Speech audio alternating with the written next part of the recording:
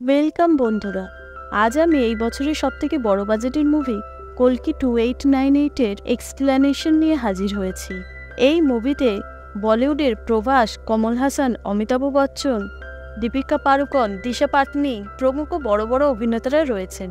এই মুভির গল্প, অ্যাকশন সিন আর ভিএফএক্স সবকিছু আপনার মন কেড়ে নেবে। চলুন আর দেরি না করে আমরা চলে যাই মুভির গল্পে। মুভি শুরু হয় কয়েক হাজার বছর আগে মহাভারতের যুদ্ধের দৃশ্য দিয়ে। আমরা দেখি যুদ্ধে পাণ্ডবরা কৌরবদের হারিয়ে দিয়েছে আর অশ্বত্থামা ছাড়া সবাই মারা গেছে। অশ্বত্থামা যখন দেখে পাণ্ডবরা তার সমস্ত বন্ধু বান্ধবদের মেরেছে, এমনকি তার পিতা দ্রোণাচার্যকেও মেরে ফেলেছে, সে খুব রেগে যায়। অশ্বত্থামা পাণ্ডবদের বংশ নির্মূল করার জন্য অভিমন্যুর স্ত্রী উত্তরার গর্ভে থাকা সন্তানের উপর ব্রহ্মাস্ত্র নিক্ষেপ করে। তাতে উত্তরার গর্ভজাত সন্তান মারা যায়। তার এই কাজে ভগবান শ্রীকৃষ্ণ রাগে অগ্নিশর্মা হয়ে যান। তিনি অশ্বত্থামাকে অভিশাপ দেন যে সে মৃত্যুর জন্য ভিক্ষা চাইবে, কিন্তু তার মৃত্যু হবে না। যতদিন না পুরো কলিযুগ শেষ হয় সে বেঁচে থাকবে। অভিশাপ পাওয়ার পর অশ্বত্থামা তার ভুল বুঝতে পারে। সে শ্রীকৃষ্ণর কাছে ক্ষমা চায় আর তার পাপের প্রায়শ্চিত্ত করতে চায়। তখন শ্রীকৃষ্ণ অশ্বত্থামাকে প্রায়শ্চিত্ত করার একটা সুযোগ দেন। তিনি তাকে বলেন, হাজার হাজার বছর পরে পৃথিবীতে যখন কলিযুগ আসবে, তখন কলি খুবই শক্তিশালী আর শয়তান হয়ে আসবে। সে মানুষদের উপর খুব অত্যাচার করবে। তাকে হত্যা করার জন্য ভগবান শ্রীকৃষ্ণ কলকি অবতার নিয়ে জন্মগ্রহণ করবেন।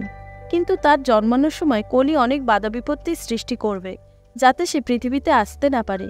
সেই সময় তোমাকে কলকি অবতার যে মায়ের গর্ভে জন্মাবে তাকে রক্ষা করতে হবে আর তাকে পৃথিবীতে আসতে সাহায্য করতে হবে। এরপর 6000 বছর কেটে যায়। আমরা দেখি কলিযুগ শুরু হয়ে গেছে। কলিযুগে যারা জন্মেছে তারা প্রযুক্তি ও ক্ষমতার দিক দিয়ে অনেক এগিয়ে গেছে। তারা নিজেদের সেনা গঠন করেছে আর অনেক শক্তিশালী অস্ত্রও বানিয়েছে। নিজেদের ক্ষমতা দেখানোর জন্য তারা একে অপরের সাথে লড়াই করতে থাকে। তার ফলে পুরো দুনিয়া নষ্ট হয়ে যায়। কেবলমাত্র ভারতবর্ষের কাশী শহর, যেটা পৃথিবীর প্রথম শহর, সেই শহরটাই রয়েছে, আর বাকি সব জায়গা ধ্বংস হয়ে গেছে। মুভিতে কাশী ছাড়া আরও একটা শহরের কথা বলা হয়েছে। সেই শহরটার নাম শম্বালা, কিন্তু সেই শহরটা কোথায় কেউ জানে না। সেটা শুধু শম্বালার লোকেরাই জানে। আমরা দেখি কাশীতে মা গঙ্গা একেবারেই শুকিয়ে গেছে। ওই শহরে কিছু লোক ধনী আর বাকি সবাই খুব গরিব। সেখানে গরিব লোকেদের জীবনের কোনো মূল্য নেই। একটু জলের জন্য লোকেরা হাহাকার করছে। কাশী শহরে উল্টো ত্রিভুজাকৃতি কমপ্লেক্স নামের একটা জায়গা রয়েছে।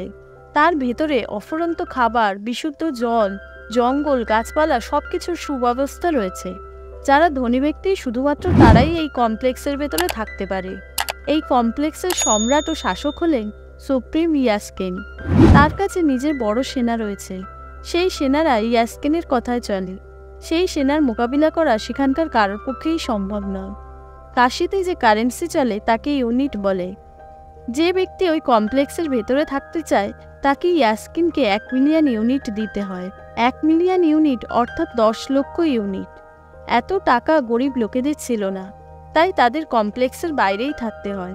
তবে তারাও ওই কমপ্লেক্সের ভেতরে যাওয়ার স্বপ্ন দেখে। এরপর আমরা মুভির মুখ্য চরিত্র ভৈরবকে দেখতে পাই। আমরা জানতে পারি ভৈরবা কাশীতে থাকে। তার বাবা মা ভাই বোন কেউ নেই, সে একাই থাকে। ভৈরবা খুব ভালো লোক ছিল, সে ভালো লড়াই করতে পারত। ভৈরবারও স্বপ্ন ছিল সে একদিন কমপ্লেক্সের ভেতরে যাবে আর সেখানে আরামে জীবন কাটাবে। যেহেতু কমপ্লেক্সে থাকতে গেলে 1 মিলিয়ন ইউনিট দিতে হয়, তাই ভৈরবা কমপ্লেক্সের ভেতরে যেতে পারছে না, কারণ তার কাছে কোনো ইউনিট নেই। তাই সে অন্যদের কাছ থেকে ইউনিট ধার করে জমাচ্ছিল। আমরা দেখি কাশীতে শম্বালার একজন গুপ্তচর এসেছে। তাকে অনেক গুন্ডা মিলে ধরে নেয়, কারণ শম্বালা থেকে যে কেউ আসুক না কেন, তাকে ধরে যদি কমপ্লেক্সে নিয়ে যাওয়া হয় তাহলে কমপ্লেক্সের সৈন্যদের কমান্ডার সেই লোকটাকে অনেক বড় বাউন্টি দেয়, অর্থাৎ পুরস্কার দেয়।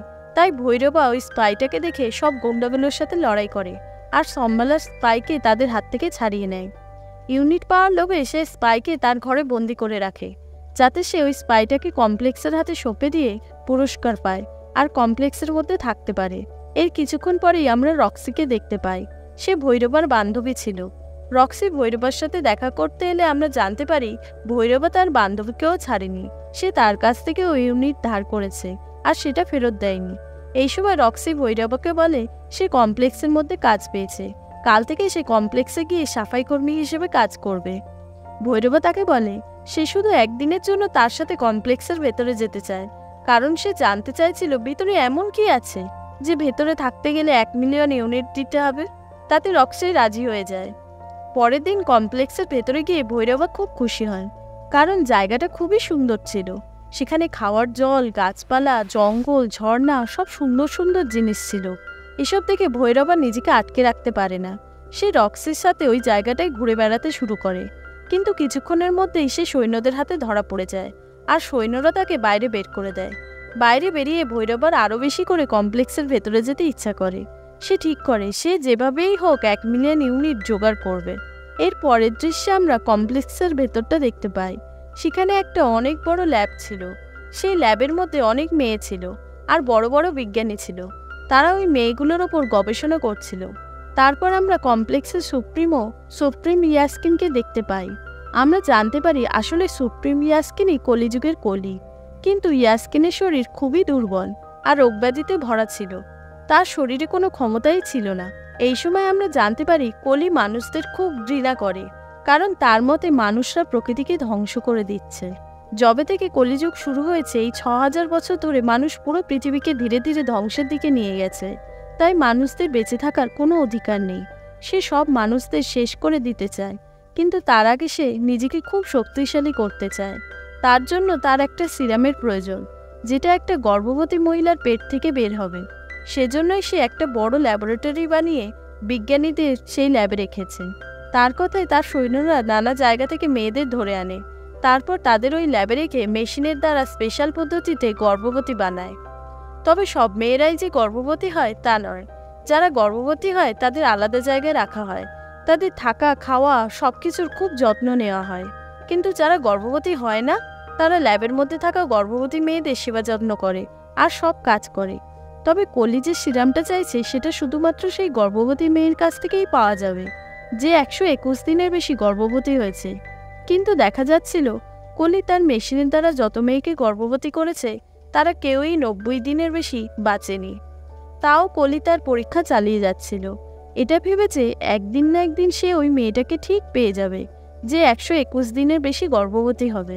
এই সময় আমরা ল্যাবের মধ্যে ধরে আনা মেয়েদের মধ্যে দীপিকা পাড়ুকন অর্থাৎ সুমতিকে দেখতে পাই। তবে সুমতিকে মেশিনের দ্বারা গর্ভবতী করার চেষ্টা করা হলেও সে গর্ভবতী হয় না। তার রেজাল্ট নেগেটিভ আসে, তাই সে সেখানে চাকরের মতো কাজ করছিল। তবে কিছুদিন পরে আমরা দেখি সুমতি গর্ভবতী, আর সে গর্ভবতী হয়েছে 5 মাস হয়ে গেছে, অর্থাৎ 150 দিনের বেশি।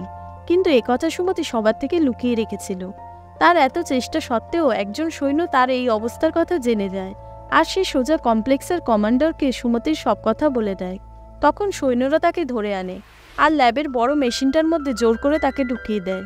তারা মেশিনের দ্বারা তার শরীর থেকে সিরামটা বের করার চেষ্টা করে, কিন্তু 1 ফোঁটা সিরাম বের হওয়ার পরেই ওই মেশিনটা বন্ধ হয়ে যায়। সেখানকার পাওয়ার সাপ্লাই বন্ধ হয়ে যায়, আর লাইটগুলো জ্বলতে নিভতে শুরু করে। আশেপাশে সমস্ত কিছু নড়তে শুরু করে। অন্যদিকে আমরা দেখি সেখান থেকে কিছুটা দূরে একটা মন্দির রয়েছে, আর সেই মন্দিরে অশ্বত্থামা রয়েছে। সে এতদিন ধ্যানে ছিল, কিন্তু হঠাৎ তার চোখ খুলে যায়। সে অনুভব করে কল্কি অবতার জন্ম নিতে চলেছে। তাই ভগবান তাকে সংকেত দিচ্ছে যে সে যেন কল্কি জন্ম হওয়ার সব বাধা দূর করে। তাই অশ্বত্থামা সেখান থেকে বেরিয়ে পড়ে। সে সেই মেয়েটাকে খুঁজতে শুরু করে যে কল্কি অবতারকে জন্ম দিতে চলেছে। আমরা বুঝতে পারি যে কল্কি অবতারকে জন্ম দিতে চলেছে সে আর কেউ নয়, সে হলো সুমতি। এদিকে আমরা দেখি কমপ্লেক্সের মধ্যে সুমতি মেশিনের মধ্যে ছিল। সেই সময় সেখানে তার এক বন্ধু চলে আসে। সে তাকে একটা গোপন জায়গা দিয়ে বাইরের দিকে নিয়ে আসে। বাইরে এসে সে সুমতিকে বলে আসলে সে সম্বালার একজন গুপ্তচর। সে 2 বছর ধরে এখানে কাজ করছে আর এখানকার সব তথ্য সংগ্রহ করছে, যাতে সে সেগুলো সম্বালাতে পাঠাতে পারে। নিচে আসার পর সে সুমতিকে বলে এখানে একটা গুপ্ত দরজা আছে, যেটা দিয়ে তারা কমপ্লেক্স থেকে বাইরে বের হয়ে যাবে। সেখানে সে তার কয়েকটা বন্ধুকে সিগন্যাল দিয়ে ডেকে এনেছে। তারা সুমতিকে সোজা সম্বালা নিয়ে যাবে, সেখানে সে সুরক্ষিত থাকবে। সুমতি তাকে জিজ্ঞাসা করে সে তার জন্য এত কিছু কেন করছে। তার বন্ধু সুমতিকে বলে সম্বালা একটা পবিত্র শহর, সেখানে আমরা সবাই বিশ্বাস করি একজন মহিলা ভগবান কল্কি অবতারকে জন্ম দেবে। ওই কল্কি অবতার মানুষদের সব দুঃখ কষ্ট দূর করে দেবে। আমার মনে হয় তুমিই সেই মেয়ে যে ভগবানের জন্ম দেবে, তাই তোমাকে রক্ষা করা আমার কর্তব্য। সে সুমতিকে বলে তুমি পালিয়ে যাও, তোমার পেছনে সৈন্যরা তেড়ে এলে আমি এখানে থেকে তাদের আটকাবো। তখন সুমতি বাইরে বেরিয়ে আসে। আমরা দেখি সেখানে সম্বালার 3 জন এজেন্ট এক বড় গাড়ি নিয়ে সুমতিকে নিতে এসেছে। তারা তাকে তাড়াতাড়ি গাড়িতে বসায় আর তাকে সেখান থেকে নিয়ে সম্বালাতে যাওয়ার চেষ্টা করে। অন্যদিকে আমরা দেখি কমপ্লেক্সের কমান্ডার জানতে পেরে যায় যে সুমতি সেখান থেকে পালিয়ে গেছে। তাই তাকে ধরে আনার জন্য সে সব সৈন্যদের পাঠায় আর সে শহরে ঘোষণা করে দেয় যে সুমতিকে ধরে নিয়ে আসবে তাকে 5 মিলিয়ন ইউনিট উপহার দেওয়া হবে। এই ঘোষণা ভৈরবাও শুনতে পায়।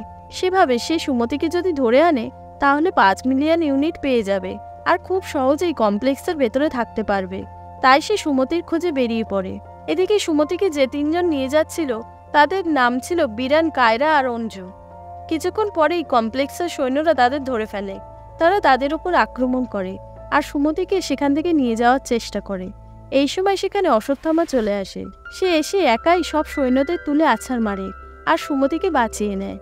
অশ্বত্থামা সুমতিকে বলে এখন থেকে সে সুমতিকে সব রকম বিপদ থেকে রক্ষা করবে, কারণ সে খুব শীঘ্রই ভগবান কল্কিকে জন্ম দিতে চলেছে।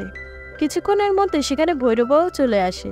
সে সুমতিকে খুঁজে বের করে আর তাকে নিয়ে যাওয়ার চেষ্টা করে। তার ফলে ভৈরবা আর অশ্বত্থামা দুজনের মধ্যে বিশাল যুদ্ধ হয়।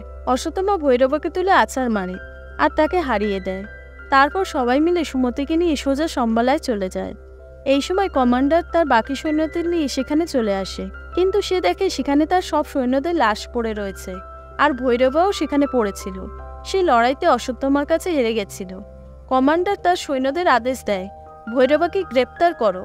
সৈন্যরা তাকে গ্রেপ্তার করলে ভৈরবা বলে ওরা যখন সুমতিকে এখান থেকে নিয়ে যাচ্ছিল সে শুনেছে ওরা বলছিল তারা সুমতিকে নিয়ে সম্বালায় যাবে। কেউ জানে না সম্বালা কোথায়, কিন্তু সেই একমাত্র ব্যক্তি যে জানে সম্বালায় কিভাবে যেতে হয়। তাই কমান্ডার যদি তাকে একটা সুযোগ দেয় তাহলে সে সুমতিকে এনে তাদের হাতে তুলে দেবে। কমান্ডার তার কথায় রাজি হয়ে যায় আর ভৈরবাকে একটা সুযোগ দেয়। সে ভৈরবাকে বলে যদি সে সুমতিকে এনে দিতে পারে তাহলে সে নিজে ভৈরবাকে কমপ্লেক্সের ভেতরে নিয়ে যাবে আর তাকে সারা জীবন সেখানে থাকতে দেবে। এরপর ভৈরবা সোজা তার ঘরে আসে আর সেই সম্বালার স্পাই যাকে সে এতদিন বন্দি করে রেখেছিল তাকে মুক্ত করে দেয়। ভৈরবা তাকে কথার জালে ফাঁসায়। সে তাকে বলে কমপ্লেক্সের লোকেরা আর কাউকে কমপ্লেক্সের ভেতরে ঢুকতে দেবে না, তাই আমি তোমাকে ধরে রেখে আর কি করব, আমি তোমাকে ছেড়ে দিচ্ছি। স্পাই তাকে বলে সে কমপ্লেক্সের মধ্যে না গিয়ে তার সাথে তো সম্বালায় যেতে পারে।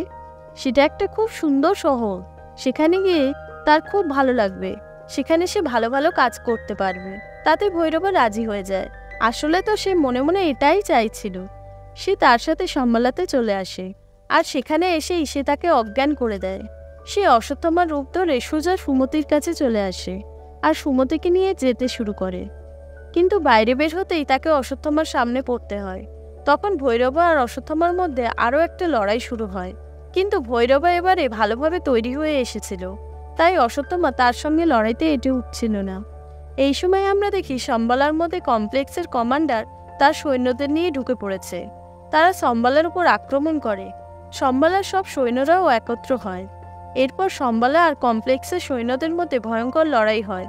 এই যুদ্ধে কমান্ডার তার সৈন্যদের সাহায্যে সম্বালার সৈন্যদের খুব খারাপভাবে মারছিল। এই সময় আমরা জানতে পারি অশ্বত্থামার হাতের যে হাতিয়ারটা রয়েছে সেটা কর্ণের। অশ্বত্থামার হাতের হাতিয়ারটা পড়ে যায় আর সেটা ভৈরবার হাতে চলে আসে। ভৈরবার হাতে আসতেই সেটা চমকাতে শুরু করে আর ভৈরবার ক্ষমতা অনেক গুণ বেড়ে যায়। অতীতের ঘটনা থেকে জানা যায় আসলে ভৈরবাই হলো মহাভারতের কর্ণ। ভৈরবার মধ্যে কর্ণ জেগে ওঠে। সে কমান্ডারের সব সৈন্যদের মারতে শুরু করে। সবশেষে সে কমান্ডারকেও মেরে ফেলে। এইভাবে সে সুমতিকে বাঁচিয়ে নেয়। কিন্তু যেই তার হাতের হাতিয়ারটা তার হাত ছেড়ে পড়ে যায় তখন সে আবার ভৈরবা হয়ে যায়, যে কমপ্লেক্সের ভেতরে যেতে চাইছিল। তাই তার হুঁশ ফিরতেই সে সোজা সুমতিকে তুলে তার গাড়িতে বসায় আর সোজা কমপ্লেক্সের দিকে যাওয়ার জন্য গাড়ি উড়িয়ে সম্বালা থেকে বেরিয়ে যায়। অশ্বত্থামা তাকে আটকানোর চেষ্টা করে, কিন্তু সে ব্যর্থ হয়। এরপর আমরা কমপ্লেক্সের দৃশ্য দেখতে পাই। সেখানে আমরা কলিকে দেখতে পাই। যখন সুমতিকে মেশিনে ঢোকানো হয়েছিল তখন মেশিন দিয়ে 1 ফোঁটা সিরাম বের করা হয়েছিল। এই সময় আমরা দেখি ওই 1 ফোঁটা সিরাম কলির হাতে তুলে দেওয়া হয়েছে।